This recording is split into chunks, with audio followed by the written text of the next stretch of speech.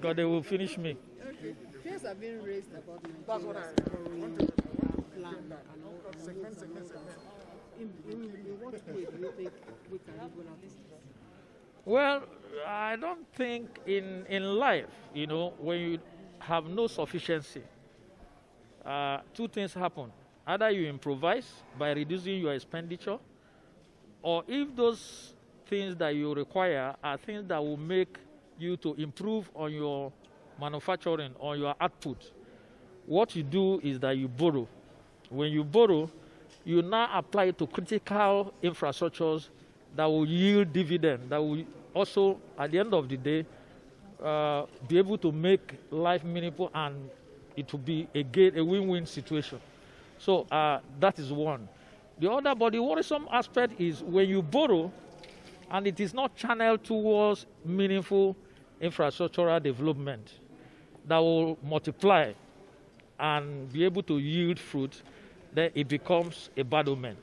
So in these circumstances, what the National Assembly is trying to do is to say, let us be able to look at the ingredients that make up what informs the coming to us to say, approve for us to borrow. And that is what National Assembly is geared towards doing. If you look at, for instance, like, people have interrogated the issue of $500 million for NTA under Minister of Information. And, we're of the opinion is that every detail of that $500 million should be brought before us for us to look at it critically and be able to be sure that at the end of the day, there will be added value to borrowing for improving Nigerian Television Authority and makes life meaningful.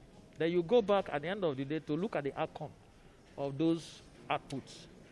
And if you look at National Assembly, for instance, if you want to vet them by way of their output, you will be looking at bills, you'll be looking at motions, and you'll be looking at their oversight functions that they've done. You'll be looking at how they have also exposed corruption as enshrined in Section 88, 89. So for me, I think that they've done very well, but not that we are there yet. We can do better. And that is why we often tell most committees, based on the provision of Section 62, giving us the right to set up committees, that they should be up and doing in their oversight. It's no use for us to cry that the executives are mismanaging without us going out there to track how they expend the monies that have been appropriated for them, even if not by appropriation.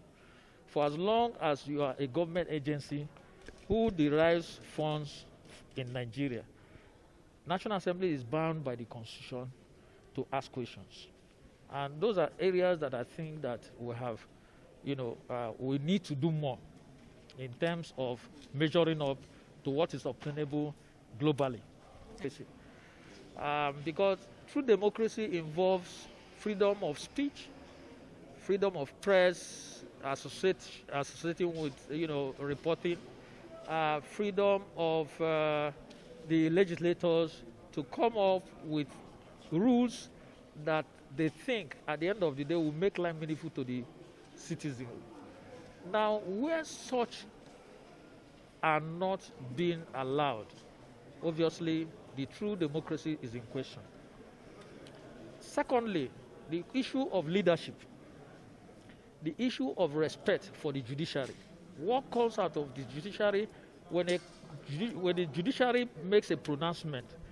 How much does the executive honor such pronouncement or judgment?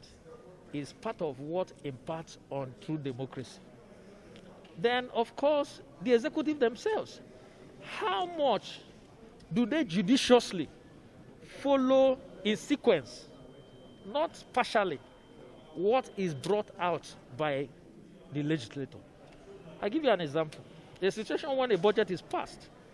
In implementing the budget, the executive indirectly selects what they initially proposed and not what the National Assembly have passed. It gives room for hampering true democracy.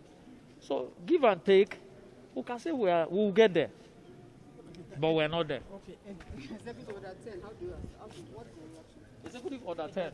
Well, I don't think that has an issue to do with tampering with the law. For my own understanding, when a law is put in place, just like today, I moved a motion asking that there should be enforcement of the lockdown on interstate. Take it for instance that was a bill passed into law and accepted by the president. And now it's difficult for them to enforce it. The order is for the president to now make a provision, make an order for such law that has been passed to be implemented. In doing that, you need consultation. So it means that consultation among those that you govern must be well informed of such order. So how much have we interfaced with the states? Because they will be affected by that order. And don't forget also that the Constitution provides for the state government to also make their own order. But in the event that the president does that, there should be need for them to interface with the states so that all of them pari passu will work together.